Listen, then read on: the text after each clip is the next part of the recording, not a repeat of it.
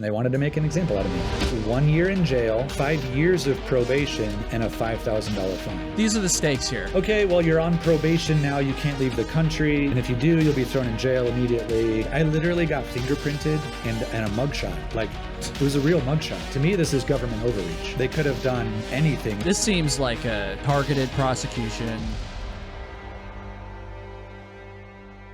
How's it going, everybody? Welcome to Trail Tales. My name is Kyle O'Grady. I am a thru hiker. I am a peak bagger. I am a backpacker. I'm just a huge hiking nerd, and every single week on this podcast, I chat with other hiking nerds about their experiences on the trail. This week's guest is a backpacking YouTuber. He is the former host of the Epic Trails TV show on Outside's TV channel, and he is also a criminal. And that's not clickbait. I really mean that. We're going to talk all about this. Eric Hanson.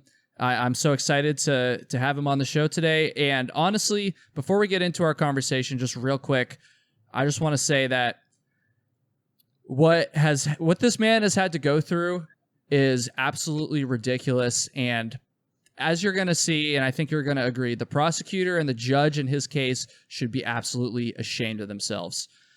And we'll leave it there for this intro.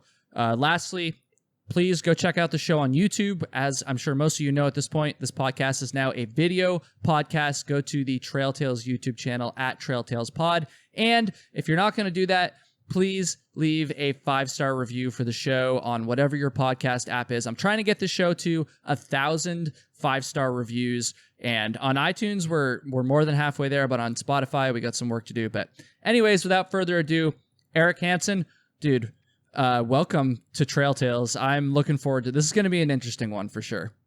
Thanks, Kyle. It's great to actually officially meet you for the first time. Yeah, so Eric and I had never really talked before. So it's cool to talk to you, and I'm sorry that it's happening under these circumstances, but that's all right. Yeah, it's an interesting tale. So I'm happy to be on and get to share. Well, dive into whatever you want to talk about. Yeah, man. And I appreciate you coming on here and being willing to talk about this stuff because it involves the law, and it's just, dude, it's a crazy story. I'm teasing it a lot. We're going to get into it, but let's start by just giving an introduction to who you are. Who is Eric Hanson? Talk about your backpacking experience, and just give an introduction to yourself, please. Well, yeah, first, Kyle, thanks for having me on. It's great to meet you. And my backpacking history is pretty much I started as a casual backpacker with my dad and turned in a way professional actually with my first guiding experience, which was back in like 2012 to 2015. I was a wilderness therapy guide. And so I spent 3 years in the Utah desert taking young kids and young adults off backpacking who are dealing with a lot of like drug and alcohol addiction and various behavioral stuff that required time in the wilderness to work on. And during that time, I started dabbling with media and making videos, and that in a strange roundabout way randomly caught the attention of a producer in Canada, which led me to host a TV show called Epic Trails, which I did for 6 years, plus another 2 making some YouTube stuff for them. So I worked for them for like 8 years. Wow. And I just left that job this summer and filmed my last episode of Epic Trails just like a month and a half ago in Switzerland. And now just doing the full-time YouTube life, I guess like yourself. I'm not sure if you're 100% full-time. But yeah, very blessed, man. Nice. That's awesome. So it's been a fun transition and been exciting, nerve-wracking, but it's been a blast. And like you said, one of my first things is dealing with the criminal justice system as I launch my new career here. Yeah. Welcome. Thanks. Yeah. But also, dude, congrats on making that jump. Obviously, everyone's circumstances are different, but I can imagine, going from working for somebody where I'm sure you had a little bit more of like a fixed amount of money coming in based on that to, okay, that now what I put in is what I get out. Like I can I can imagine that's probably pretty nerve-wracking. But congrats, and I think you're making a good choice as well. One question I had about Epic Trails, Yeah. I've never watched it before. I've seen your YouTube stuff, but outside there, you probably heard me stumble a little bit in the introduction when I said Outside's TV channel. Like, where is it? Like, it's not on like cable or anything, is it? Well, it is on cable, but that's the problem is that nobody has cable anymore.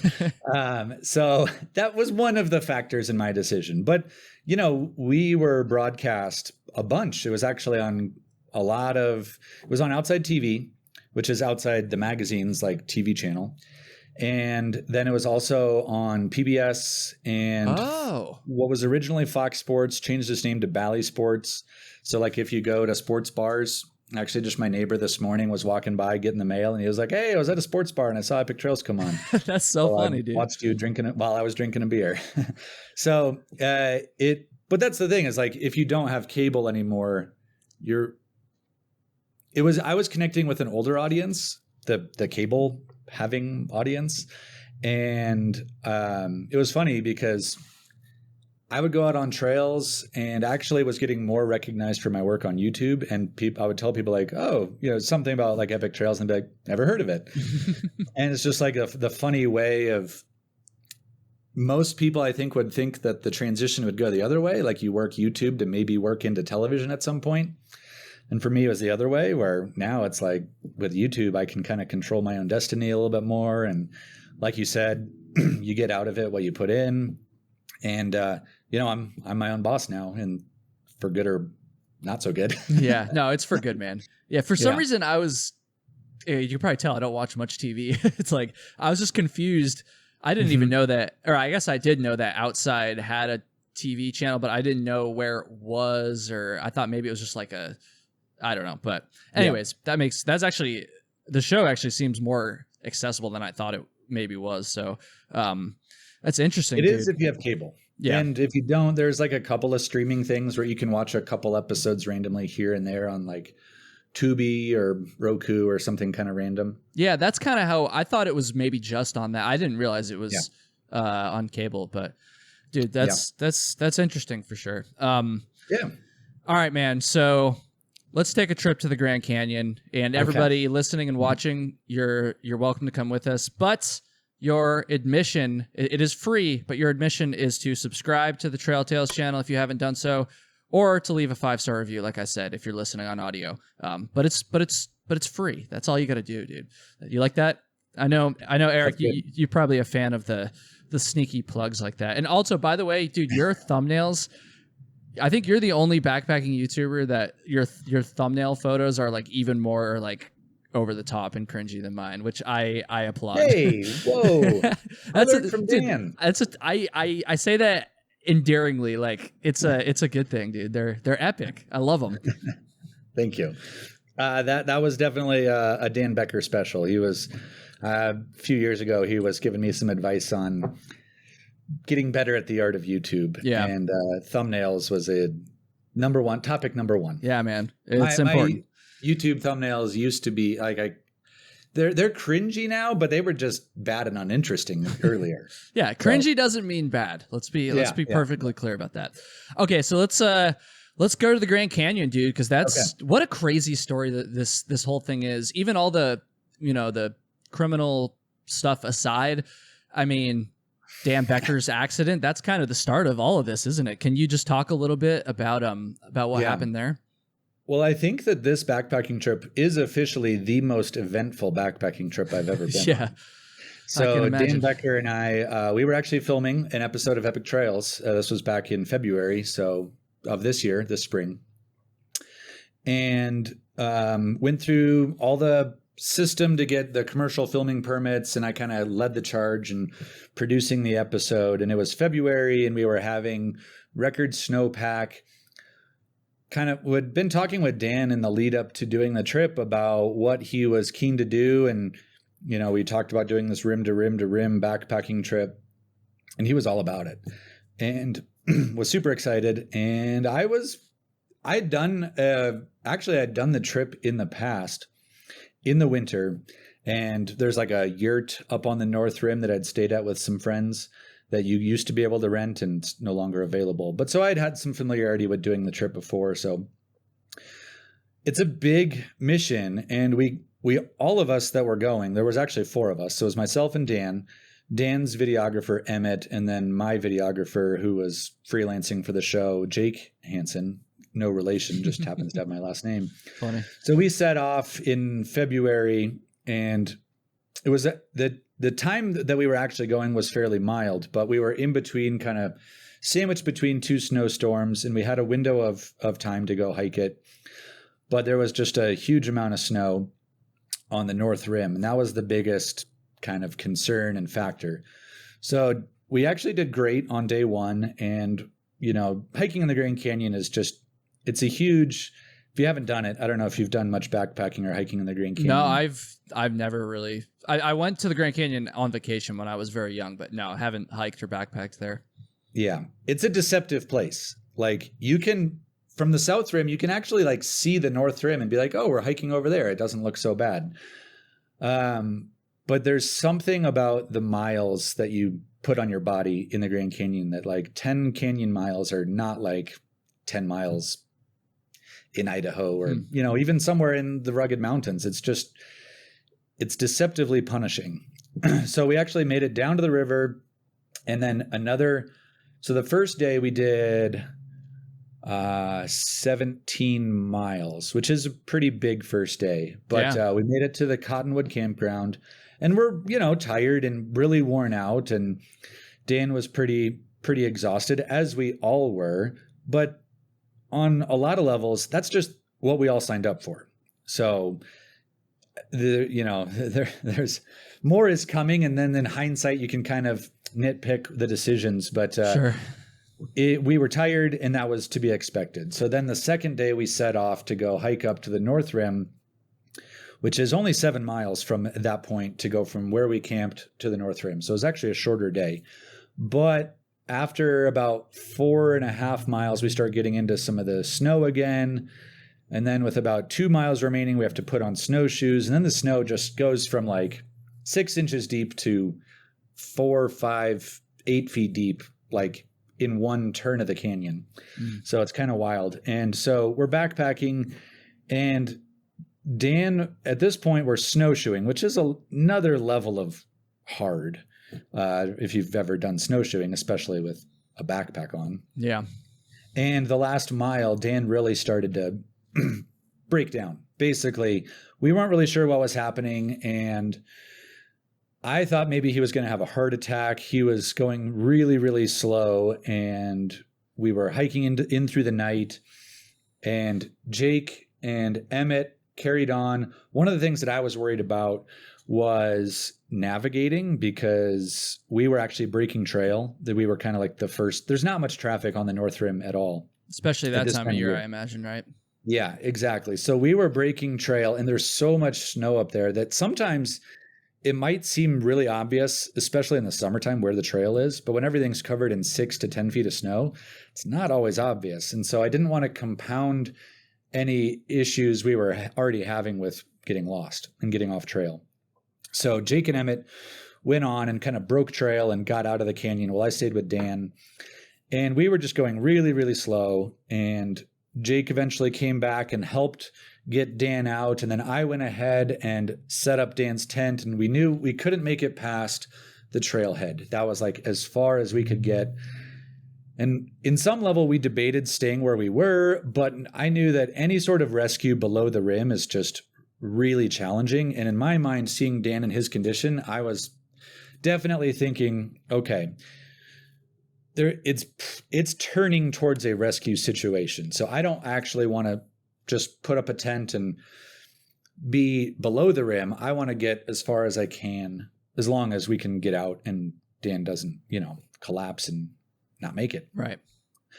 So we do get out, and it was like 10 o'clock at night. We get to the trailhead. I've set up Dan's tent and a sleeping bag and just immediately put him in his tent, and he like passes out, and he's really not doing good. But the rest of us, Dan or Emmett, Jake, and I, we stay up for about another hour to kind of monitor Dan and make sure we all have dinner ourselves, and we're just kind of like there to make sure he's fine. And within 5 minutes, he was sawing logs and was just passed out. And for about an hour, he was asleep. So the three of us each went to our respective tents and went to sleep. And then at about 5 a.m, I just woke up to Dan moaning and screaming and clearly was in a lot of pain. So I got up and started to attend to him. And this is kind of where some of the camera stuff picks up in one of the videos that we posted on the rescue video. So I'm attending to Dan, and I'm thinking through what might be going wrong. I'm thinking maybe pulmonary edema, maybe cerebral edema, but some form of altitude sickness is what I'm thinking, because we're at 8,000 feet and Dan's from Wisconsin. And that's high enough. It's not like where you'd really think altitude sickness would kick in, but it's high enough to technically be where it does kick in or can kick in. Yeah, sure. So he threw up. I was checking his vomit for like pink spume and stuff that would show what could maybe be going on. But pretty quickly are like, we got to get Dan out of here. He's not doing good. So we have reception. I call 911, which is able to get dispatched through to the Rangers, and they're able to, we're at the trailhead. So we're actually only a mile from a ranger station. And so they were actually able to get to us really quick. Thank God, right? Yeah, amazingly, which was one of the reasons why we got out of the canyon, was because I knew every ensuing hour would be more and more difficult to move Dan. And if we're 2 miles down or a mile in the canyon, or why didn't we retreat or then it's just infinitely more difficult and challenging to get a rescue. Certainly. So Rangers, we got him. I hopped in an ambulance with them, and we were able to be at the ranger station in an ambulance and run some EKGs and some stuff. And he was not showing signs of heart attack, but the Rangers were not comfortable at all with kind of like releasing him back to us. And we're like, we need to get him to a hospital. So they were able to get him out, extract him. It's all very complicated, but the North Rim is closed to vehicle traffic. You can't just drive to the North Rim in the winter. But the Rangers were maintaining the road that goes to Jacob Lake, which is like 50 miles away. They had been maintaining it this winter, which they don't normally do. Wow. And that day, there was actually supposed to be a snowplow driver that was going to go replow the road. And so instead of flying a helicopter, which is normally the only option, they actually decided to put Dan in a vehicle and drive behind a snowcat and just go all the way as the snowcat was plowing the road out. Wow. And get him to the Kanab hospital. Damn.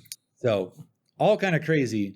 But as you can imagine, Dan didn't really want a $50,000 helicopter ride. No. And so that's why a lot of people have commented, well, why the hell didn't you just have Dan take the helicopter flight? Well, it's pretty much because it's $40,000 to $50,000 that Dan would personally be responsible for. But so anyway, we got Dan out of there. It was super stressful. I was like so emotionally drained and exhausted. I was not sure if Dan was going to live. Yeah, so man. It was a very emotionally taxing situation to go through. And so that it was kind of late morning now at this point. We're at the North Rim. We're at the trailhead. The three of us kind of take a minute to think about what we want to do now that Dan's gone. And by gone, I mean in the hospital. Yeah, not actually gone. Thankfully. Gone. Not yeah. RIP, Yeah. In that sense. But so we thought about potentially just packing up and hiking down to Cottonwood and just starting our journey back across the canyon. But we're like, we're here to film an episode. We're here. Let's go run to the North Rim and just kind of take a minute and just go film some stuff and kind of decompress a little bit. But what we didn't really, now this is where I think we made the tactical error that we actually ended up getting dinged for. Okay. We left our camp stuff at the trailhead, and our intention was just to go to the North Rim, shoot some video, come back and collect our stuff, and then make a new decision. So while we were at the North Rim, like it's like a mile and a half away and it's slow because you got to hike through snow again. Another ranger, not the ranger who'd done it, had anything to do with the rescue, came up to us and was like, "Hey, your tents are still at the trailhead and you got to move. You have a permit for the North Rim campground and that's not where you were at, so you got to move." So we left the North Rim and we were hiking back to go to the trailhead to pick up our stuff. There was a national park ranger or a national park employee that we encountered along the way that I started telling like what we were doing. And he was like, "Oh, just stay where you're at. You guys are totally fine." Interesting. And hey, Eric, when you were encountered by that ranger that told you you had to move, yeah, you weren't cited at all, right? No. And you, No. I'm no legal expert here, but rangers obviously can give tickets and do give tickets on the spot, don't they? And he certainly could have done that, but he didn't, right? Yeah. So they knew that there was the rescue. The rangers were all aware. There's like, at this time of year, there's very few people that are even at the North Rim at all, and we were the only group that was scheduled to be at the North Rim. So all the rangers were kind of in the loop that, oh, there was a rescue this morning. The group that came up had an incident. Yeah. So they were aware and they didn't cite us right there, but they just said, "Kindly move. You got a permit for the campground. You need to go there." Sure. So we're hiking back to go get our stuff and do that and move. And another employee says, "Hey, don't worry about it. You're fine. The campground's covered in 10 feet of snow. You're already there. Just stay there."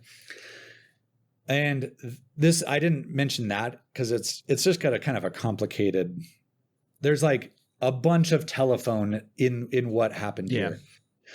So we get to the trailhead, and then the ranger who actually did do the rescue was on his way back from delivering Dan at the hospital, and we encountered him. And so we then had a conversation, and he saw, "Oh, you're still here at the trailhead." So he gets out to have a conversation with us, and he's like, "Well, I know it'd be really convenient for you guys. You're hiking out in the morning to just leave your stuff here, but I can't let you. You just got to go." So we tell him, like I told him what this other national park employee had just said, and he was like, "Yeah, he doesn't actually have that authority. He's an employee, he's not a ranger. You got to go." And he's like, "Okay." So this is where the misunderstanding happens. I'm reading his tone, and I think that he's telling us, "Okay, you got to go. You got to get out of the way. Go down the road. There's the road to the campground, which is a mile and a half away. There's a general store back there, and we need you to just get out of the way. You just can't be here." And that's what I'm interpreting it as more as you just got to go get out of the way. You can't be at the trailhead. Okay. So we pack up our stuff. We go down the road. We go towards the campground. We go to the last place where the snow has been plowed on this path to the campground, and there's a gas station. And so with the gas station, there's like a little convenience store there, and we just think, "Oh, this must be what the ranger was talking about. We'll get anywhere back behind here and we'll be fine." So we pad out our little spot in the snow, set up a tent, and set up our tents. And at 5 a.m, we packed up and hiked on and got out of there. And so that was it. Like that was what we thought. We thought it was totally fine. And then about 2 weeks later, a letter from the government shows up, and it's a citation from the National Park Service, and it says you violated X and whatever, and that's a Class B misdemeanor, and you got a court date, and you got to resolve this. And so all for basically in the record, it was you camped out of bounds, and what had happened was a third ranger that wasn't involved with any of the other interactions saw our spot in the tent in the snow with where we'd padded out our, plots for our, to set up our tent in the snow. So after you had already left. After we'd left, and they were like, "Wait, this isn't the campground. That group must have camped illegally." So they had reached out to the other rangers and been like, "Did you tell these guys to move?" And the rangers were like, "Yeah, we told them to move." And they're like, "Those guys didn't do it." they moved, but they didn't go to where they were permitted to go. So the third ranger in this whole line of telephone was the person who actually wrote me a ticket. Okay. Or when I say a ticket, I mean a citation for a criminal proceeding. Yeah. So that's one thing I was confused about. Yeah. It's like, because in your video explaining this situation, you said that, or it didn't sound like you were cited on the spot, as I would imagine it would have happened, and then you have to go to court after that and all that and everything. They literally just did this after. Yeah, it's ridiculous, dude. Yeah, so we were gone, and they just saw that, oh, there's, footprints that end here, and clearly a tent was set up in the snow here, and they didn't go through another, and we were literally so close. We were like 200 yards from the actual campground. And the whole thing, just in the moment, it just seems so ridiculous. It's like the North Rim is buried under 10 feet of snow. There's no one here. We didn't leave trash. We didn't poop in the snow. We didn't leave any damage behind. Of course. And literally 36 hours later, there was another snowstorm that just covered everything up. And we were one of probably one group out of probably 5 or 6 groups that would be there for the month. So it just really seemed like not a big deal. We thought we were doing what the ranger had asked, which was to get out of the way, get off the trailhead and get back. We were like a mile away from the trailhead at that point. So we did a lot of effort to comply. Yeah, it's not like you just, did the bare minimum just to get out of their eyesight or, where you wouldn't get caught or anything like that. Yeah, just super ridiculous, dude. One thing I want to emphasize here before Eric goes any further, like you just said, Class B misdemeanor. This is not just a ticket. I want to make that perfectly clear. We're not on here complaining about, a $100 ticket that the National Park Service issued him. You mentioned this in your video explaining this story. What are some other charges, unrelated charges that are Class B misdemeanors at the same level, according to the law, as what you're being charged with? Yeah. So I was surprised to find out that assault is the same. That was the main one to me. There's like there's a bunch of things. I actually think prostitution is one of them. I'm not a legal expert, so of course. But like if I were to go into a bar and start a brawl, it would be the same criminal offense. Which is, I wanted to emphasize that because that is ridiculous. This is so much more than just a ticket. It's super ridiculous. And so, so anyways, you get the letter in the mail. Do you have to go get a lawyer at this point? Like what's going through your, through your head? At this point, I didn't even really know what was the seriousness of the crime, I would say. So I was just like, I was still thinking on some level that it was like a ticket. Like I would just have to pay a fine of, in my mind, I was thinking anywhere from $50 to $100 or $200. But so there was like a court date set, but still in my mind, I just thought it was like I show up and somebody is like, here's your fine, and that's kind of it. But I go into the thing, and this is when I really realized that it was like, oh, this is another thing. But I had to sit in front of a judge, and I didn't have a lawyer at the time. And the judge was basically like, okay, you kind of like enter the system in a way with this first appearance, and there's really no like trial. They're not really trying to assess facts. They're just trying to get you into the system, and then they start determining other court dates and other trial things. Okay. You basically just are like, hey, you're Eric Hanson. You're the person who got this citation. Okay. And then at the end of it was a very short meeting, but she was like, okay, well, you're on probation now. You can't leave the country. You can't have a firearm. You can't do all this stuff. And if you do, you'll be thrown in jail immediately. And oh, by the way, well, I think I said that, but you can't leave the country. And actually, what shocked me was I was supposed to go to Rwanda like 5 days later. Oh, jeez. And for filming an episode. And I told her that. And so she was like, well, you're going to have to set a court date before this, which was like 5 days from now. And you're going to have to convince me that you can go. And so I got a lawyer. And then I set a court date for like 2 days from this thing I was just in, and had to present that I was not a flight risk and that I should be able to leave the country. And like, this is my work and stuff like that. And luckily this judge said, okay.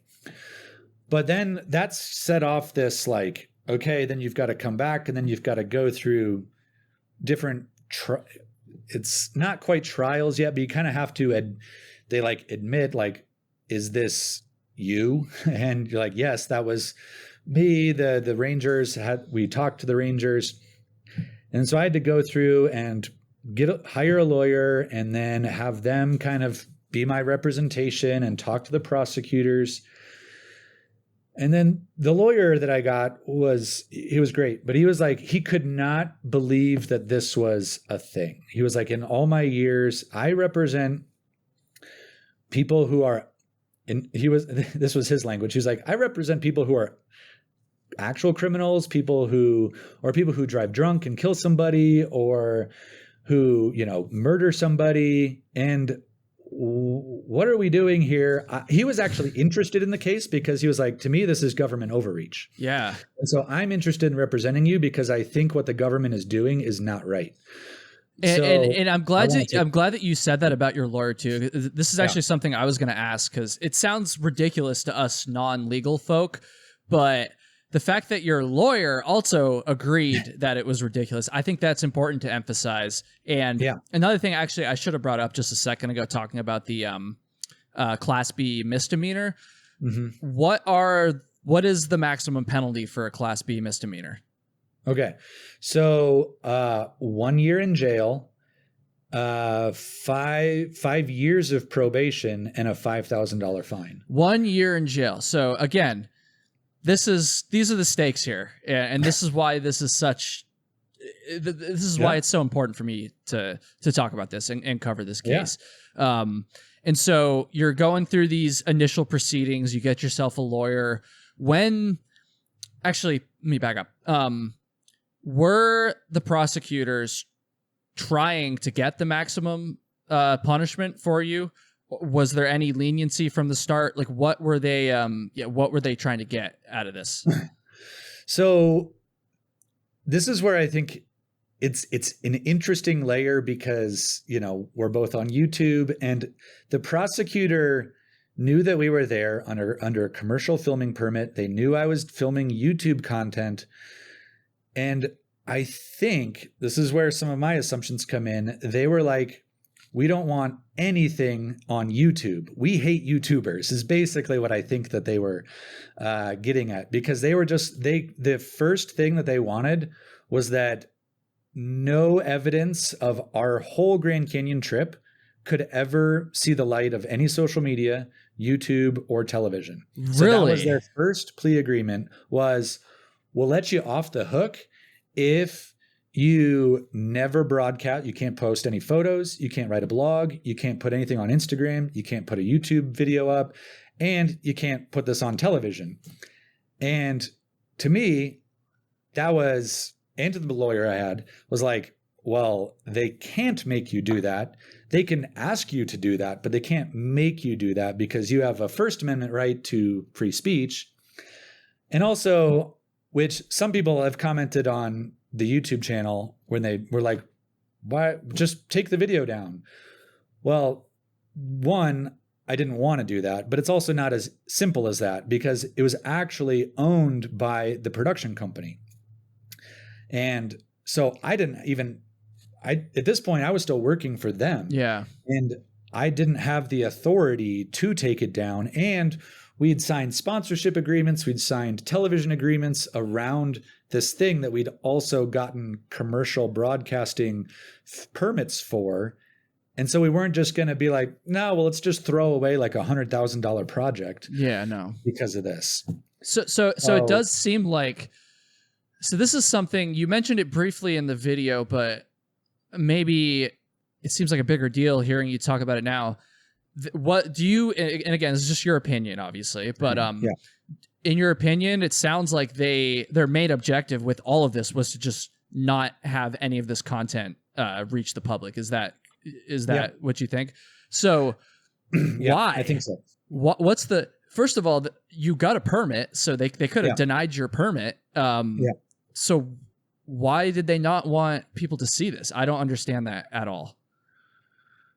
This is what I truly don't understand, because if you actually watch anything that came out, it was the Rangers did an amazing job. They performed an amazing rescue. We tried to be as responsible as we could in working with them.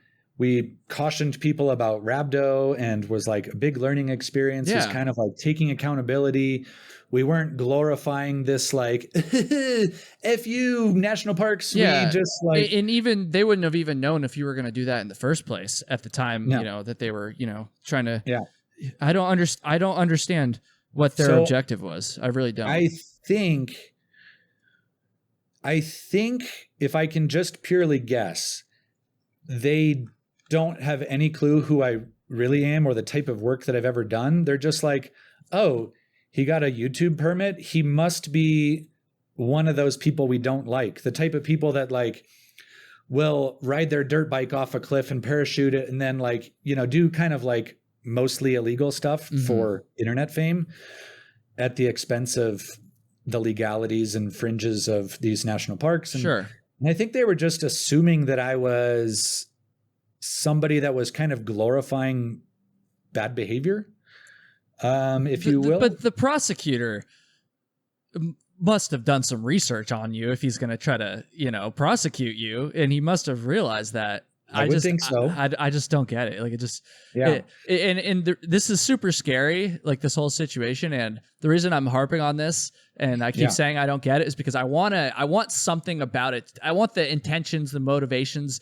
of the government to at least make some sort of sense, you know, because at least then you can rationalize it. But I just don't get it. They wanted to make an example out of you clearly. And I just don't understand what their lesson was or why they wanted to make an example out of you.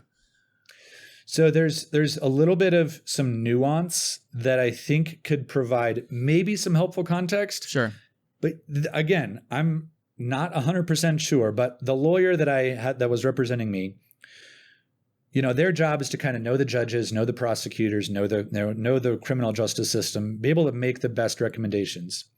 The prosecutor who was on my case was apparently, I don't actually know who the prosecutor was, but or their history or anything like that. But what the lawyer said was that, hey, this prosecutor is actually on the new end.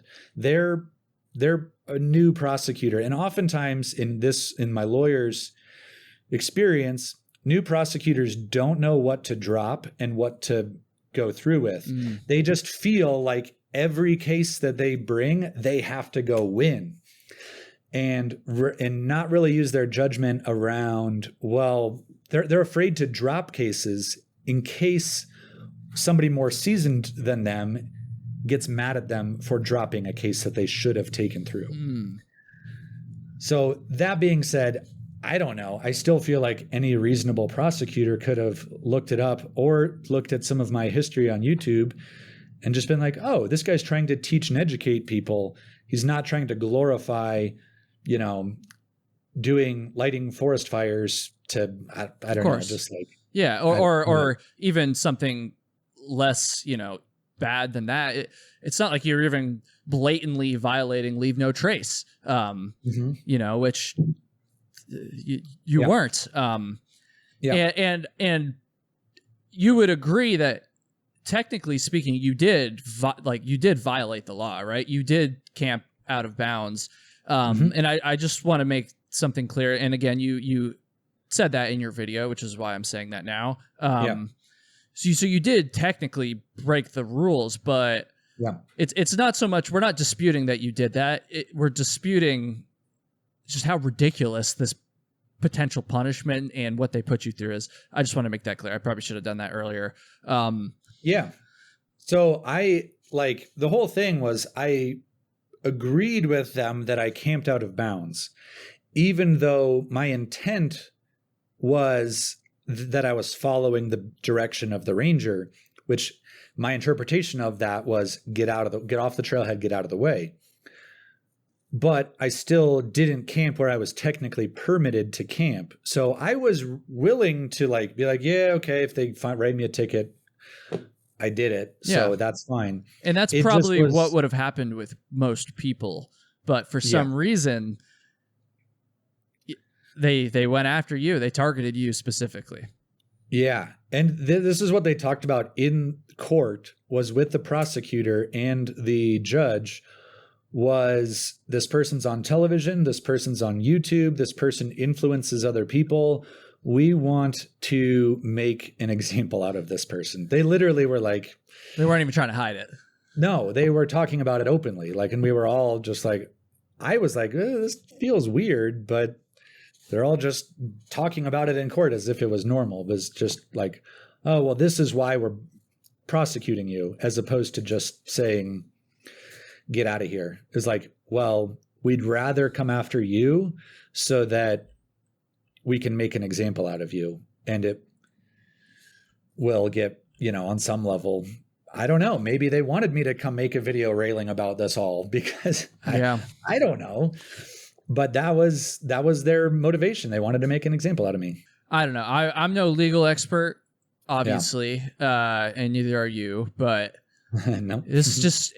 I don't know what the exact term for it is, but this seems like just a targeted prosecution. I know there's the term malicious prosecution. I don't know if this fits the definition exactly, but just on a surface level, it certainly seems like that to me. And I think the prosecutor and the judge in this case should be absolutely ashamed of themselves. Like I said earlier, I'm going to keep saying that because it's ridiculous, man. But you did end up taking a plea eventually, and you weren't, thrown in jail over this, thank goodness. What, if you don't mind talking about it, what was that plea? Like, how did this end up being resolved? If you could say that. Yeah, I can. And it did get resolved, but it was like a ongoing negotiation that took literally 5 or 6 months of going to court and negotiating this. But originally they could have done anything, including throwing me in jail for a year. If the first plea agreement totally sucked. It was not, I don't know what the plea agreement really was, but then they were like, okay, well, we won't throw you in jail, but you might have 5 years of probation and we might fine you $5,000. And by the way, probation would look like can't go into the national parks, can't any of them, not that I have a habit of getting super drunk or having weed or anything like that, but those are of the things to be I have restricted travel. I have probably no firearms, right? No firearms. I can't be caught with some sort of excessive level of intoxication or under influence. Just ridiculous. Absolutely ridiculous. For camping out of bounds. Come on. Yeah. So we eventually got it down to, we'll take jail and probation off the table, but we can still... The judge will determine a fine, and it could be up to $5,000. And at that point, the lawyer that I had was like, well, they might fine you up to $5,000, and you just have to be okay with that. Or at this point in the negotiation, it's either that or we take it to trial. The problem with taking it to trial is all they have to do is determine, did you camp out of bounds? Sure. And I did. So it was they didn't have to worry about intent or other things or what was going on in the decision. Was it reasonable? Was it unreasonable? It was just a straightforward, did you do it? And the truth of the matter was I did camp out of bounds. So I really wasn't the lawyer was like, if you take it to trial, maybe the jury will say, this is ridiculous, we should acquit you. But also, you might just get re-exposed to all the other possibilities, including going to jail. Yeah. So just take the fine. So that's what I did. I took I said, I'll sign the plea agreement. I'll admit to wrongdoing. And then I had to wait for a few minutes while the judge did a speech and then said, I'm fining you $1,000. So at the end of the day, I mean, first of all, that is still obviously bullshit. $1,000 fine. I'm sure a lot of expenses with your lawyer too, a lot of time wasted. So it is more than just $1,000. And I don't want to downplay everything, but I don't know. After all was said and done, it definitely could have been a lot worse, huh? It could have been a lot worse. The $1,000 to me felt excessive, but at least it didn't feel. I was relieved that it wasn't $5,000, which is what the lawyer was like. Be prepared. It might be $5,000. Yeah. I was relieved that it wasn't that. But yeah, I bought like a whole new wardrobe to like go to court in, because the lawyer was like, don't show up just looking like regular person, wear a suit. Basically, you got to like look as nice as you can. The travel costs to and from, I had all this like summer travel, and I keep having to like come back and forth to go to court. So it was a lot. Yeah, man. Well, I'm really, really sorry that you had to go through all that. Like I said, you did camp out of bounds, but the fact that they initially were trying to get you put in jail for this, and then still, milked it as much as they possibly could, is just absolutely ridiculous. And yeah, dude, I'm sorry. I feel bad for you. I feel bad for your family.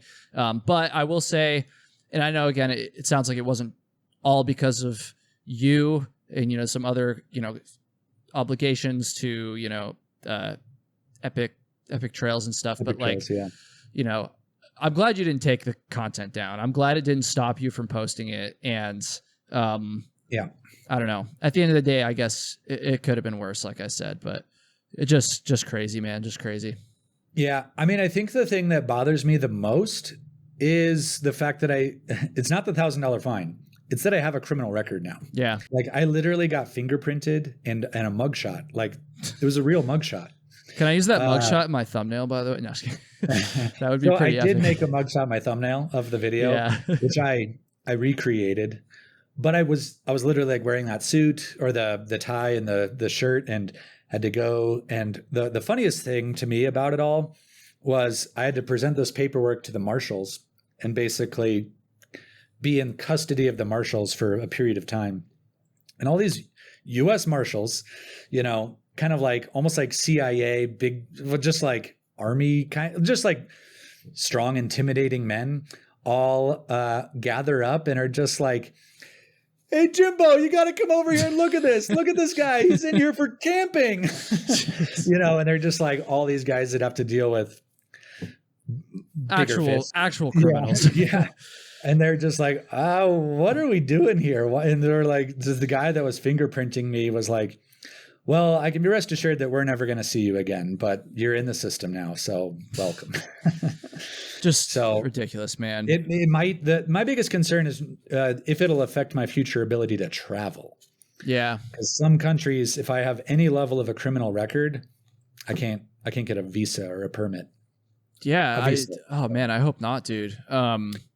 Yeah, that's my biggest concern. Yeah.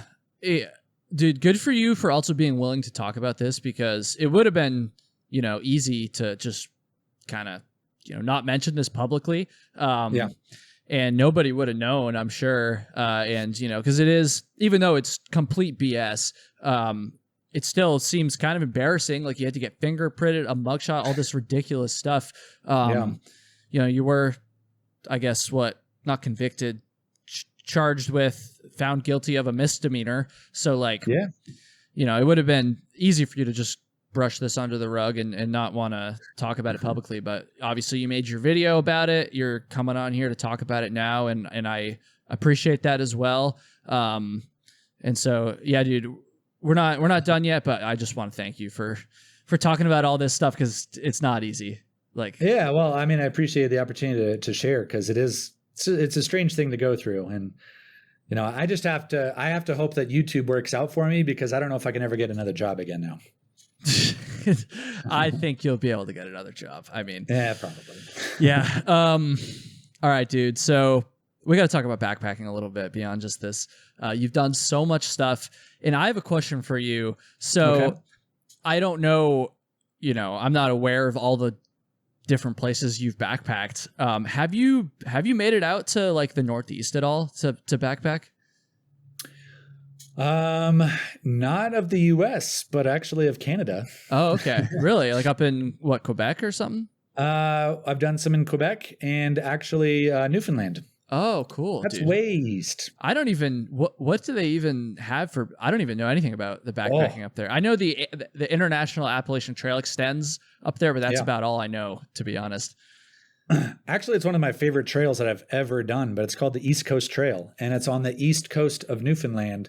Huh. And most people don't know anything about it. I didn't know anything about it before going and doing it, but we filmed an episode of Epic Trails out there, and it's so cool. And this really rugged coastline. And then the really fun thing is it's this through trail. I forget how long it is. It's not super, super long, but I think it's like 120, 150 miles.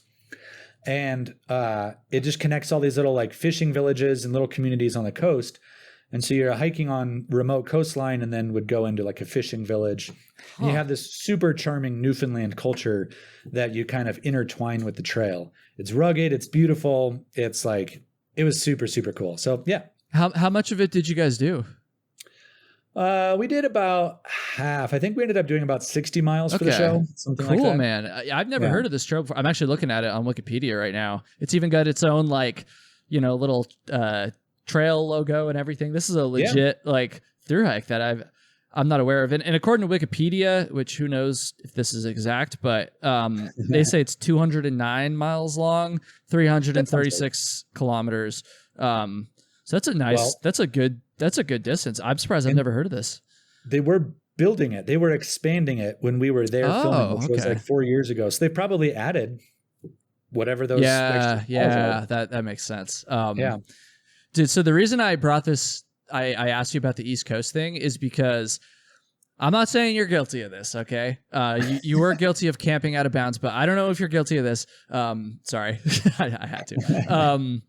So a lot of the times I feel like people who are from out west or just the western part of the United States, they have all of this cool stuff, maybe literally right at their doorstep, but if not right at their doorstep, then, regionally, they can go to Colorado or Arizona or California, Oregon, Washington, like so much sick stuff. And as a result, I feel like they kind of neglect the East, specifically the Northeast, I won't just say the East Coast, the Northeast. And I just want to say, dude, if you haven't already thought about it, I would highly recommend coming to New Hampshire and doing a trip in the White Mountains. And again, I feel like people from the West Coast, and I'm generalizing obviously, but a lot of people from the West Coast, they think like East Coast mountains, they're lower, like it's not worth my time when I could just go to Colorado.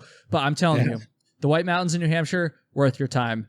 Definitely, I would check it out personally. You can fly into Boston. It's not that far. Is that where you are? Not at the moment. I'm actually in Hawaii right now, but I'm from the Northeast. I'm from Vermont. And and so I've spent a lot of time there. I spent a couple months there over this past summer living and love it there. And it's more epic than people realize. A lot of the stuff on the East Coast, not so much. I love it, but it is kind of a green tunnel. The White Mountains are an exception. The Adirondacks as well, and also parts of Maine are super cool. Anyways, well, you might be right that I maybe have some prejudices toward anything east of the Rockies. It's fair. Out. It's fair. It's not just you either, to be clear. Yeah.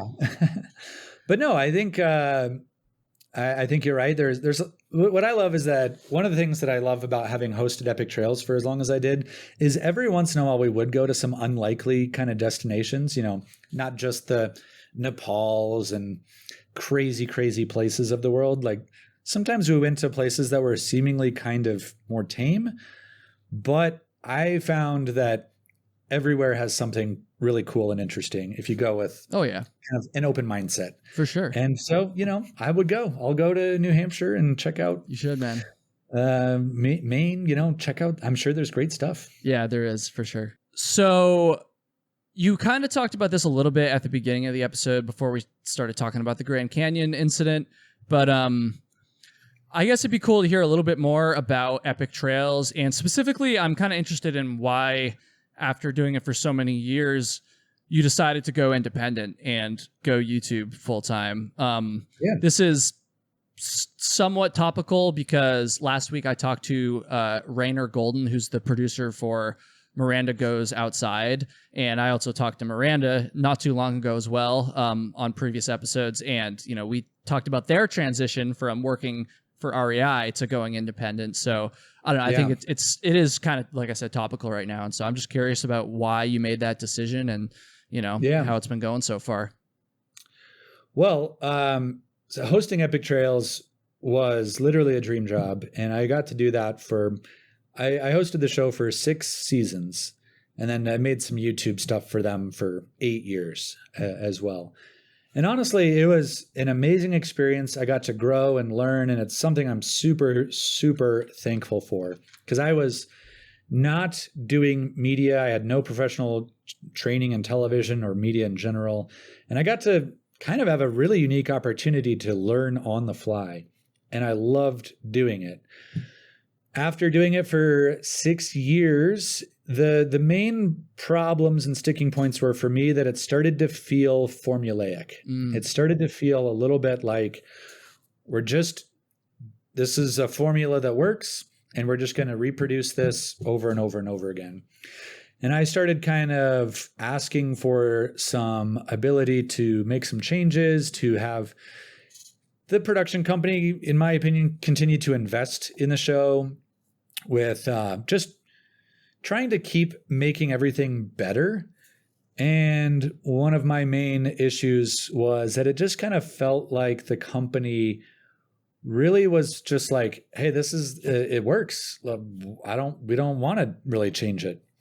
So from a creative standpoint, there started to become some friction where we started to I wanted to start kind of like creatively expressing myself in new ways, seeing what the show could kind of take on with some potentially new formats, just have the freedom to experiment a little. And they were pretty hesitant to do that.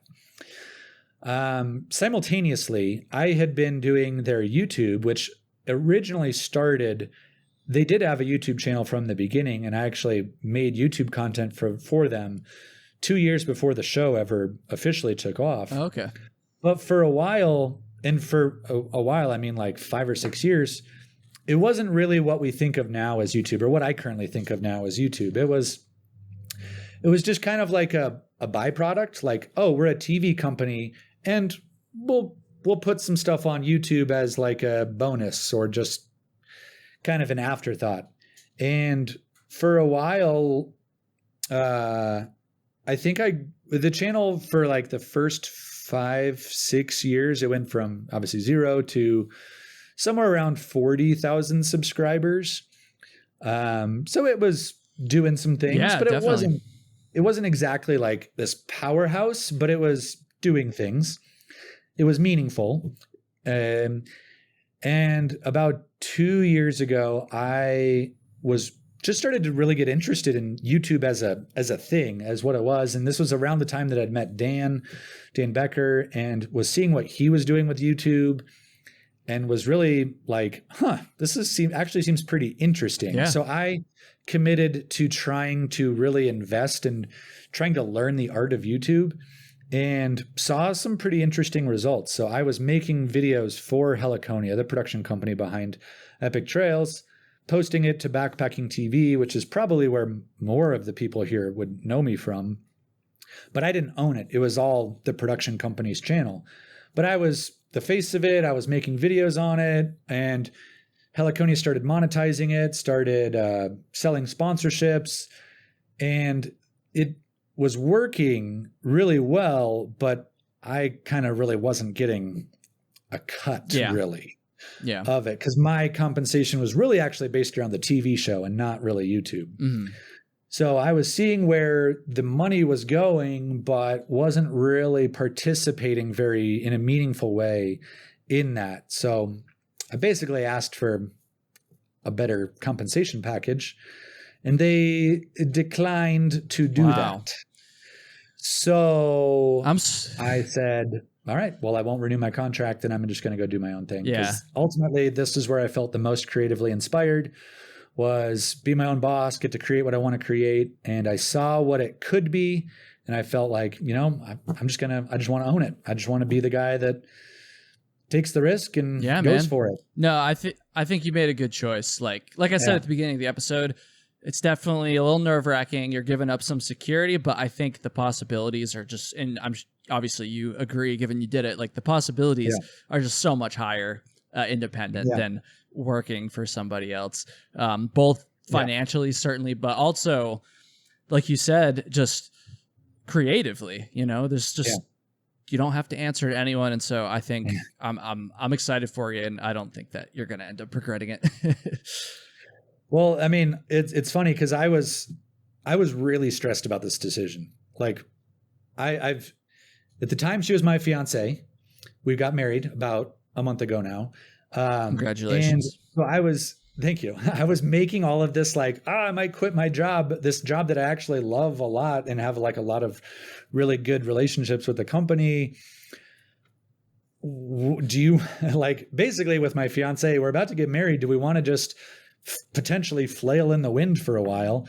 But I'm very thankful. My wife is an artist herself, and she's a bold person and a risk taker. And she was like 3 months before I was ready to make the decision. She was like, what are you doing? You need to be doing your own thing. Nice. And so when I finally made the decision, she was like, hallelujah, you finally got there. That's a keeper, dude. That's a keeper. This. That's awesome, man. I'm so happy to hear that. Yeah. So, and it's been great. And honestly, like the initial return has been very exciting, and not just the financial stuff, but like seeing the growth of the channel, the people, the support of people who are so excited for me and are, maybe if some people are out there that are just like watching my videos on repeat to let me get some of that ad revenue, or I don't know what, but there's a lot of supportive people out there, which I'm really thankful for. And hopefully there'll be a few more after this. So if you haven't checked out Eric's channel, now's your chance to do so. I'll have a link to it in the description and in the show notes. It's just if you just search Eric Hanson, it should come right up. Yep. Cool, man. Well, we are getting towards the end of this episode, but we're not done. And as the regular Trail Tales listeners know, at the end of all these episodes, I have my guest share their go-to story from the trail. And I was able to give Eric some heads up about this, and I believe he's got one ready to go. So without further ado, my friend, take it away. Well, my friends, yes, I thank you for this. This is something I haven't really told before in its full extent. I've kind of teased this story, but I was a young backpacker back in high school, still well before I was a professional backpacker. A squirrel saved my life. Okay. And, I want to tell you the story of how a squirrel saved my life. Back when I was, I think, a sophomore in high school, I took a trip with some buddies to go to Yosemite National Park, and we were going to go backpacking around Yosemite. And I was still such a noob around backpacking at this point, but three buddies, we went off backpacking. We're kind of in a remote part, kind of outside of Tuolumne and not the main corridor. And we weren't exactly the brightest bunch. And so we were off trail. We were in a really remote place, and we set up camp for the night, probably where we weren't supposed to, but actually we had gone outside of the national park. In case anybody's still out there, prosecutor, we were in a national forest at that point. And we'd set up a campfire, and probably shouldn't have made a campfire. We're sitting around, having our fire, went to bed for the night, and no big deal. Didn't think too much of it. I was actually sleeping outside under the stars. I was all excited to do that. And in the morning, bright and early, it's like 5 a.m, I wake up to a squirrel. And the squirrel is in this tree branch just above my sleeping bag and is looking down on me going, me, me, like screaming right in my face. And I'm just like, what is this squirrel doing? And I kind of like roll over and try to ignore it. And then it like keeps chirping at me, and I'm ignoring it. And then I hear this like running as this squirrel is just sprinting through the leaves at my face. And I look over, roll over my sleeping bag, and this squirrel is like a foot away from me and is just like staring at me and does this chirp thing that squirrels do. Me. So I'm like, what is going on? So I get up and go back to the camp. The squirrel kind of scurried off in the direction of where we had been for the camp. And I see that we didn't adequately put our campfire out. And what had been happening is all this duff and pine needles had lit on fire and was burning its way out and was about to reach like a bunch of pine needles and some stuff that could have just started a big fire. So I was alerted. I got up. I was already up, but I like yelled at my friends to get out of the tent, and we sprinted down. There was like a little lake right by us, and we just started like hauling water up and just dumping it on this little micro fire that we had started. But thankfully, this squirrel was like aware that, hey, we were jackasses and we're about to start a potentially serious forest fire out here. And it knew what to do, and it got us up, and we put the fire out, and sheepishly we're all like, whoops. Yeah, I bet you never made that mistake again. I bet you always put out your fires after that, huh? Absolutely. Yeah. And we started a fire where we weren't even like, it wasn't an established ring, and so it's just like the underground earth materials that's what was on fire and had like burned out underground. And then was spreading, kind of like the earth was on fire as it was, which I didn't know that was a thing. Yeah.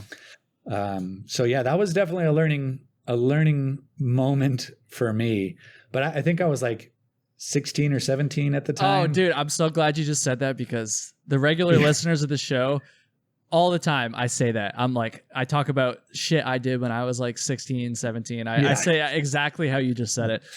So you're in good company. I made plenty of mistakes when I was that age as well, and have talked about it a lot on this show. And so thank you for sharing that. I'm glad you learned your lesson, and I'm glad that you guys were okay, first and foremost. And I'm glad, so glad you didn't start a massive fire that you would have been in a lot more trouble than just $1,000 fine if that was the case. Oh, yeah. I'm glad that squirrel was there. Yeah, man. Yeah, that squirrel. Thank goodness for that squirrel. Remarkable little squirrel. Dude, thank you so much for coming on here. Again, thank you for just like being so open about all this nonsense that's going on with you. And yeah, everyone, go check out his channel. Go subscribe. He's doing some really cool things. And dude, I'm grateful, man. Thank you. Absolutely, Kyle. Well, pleasure to meet you. Great to have this conversation with you. And I'm excited for what you're doing. So let's go backpacking sometime. Yeah, dude, let's do it. Like I said, Arizona might be coming there soon. So we'll see. Hey, right on. All right. Thank you so much for watching and listening, everybody. And I will see you next week. Whoop, whoop.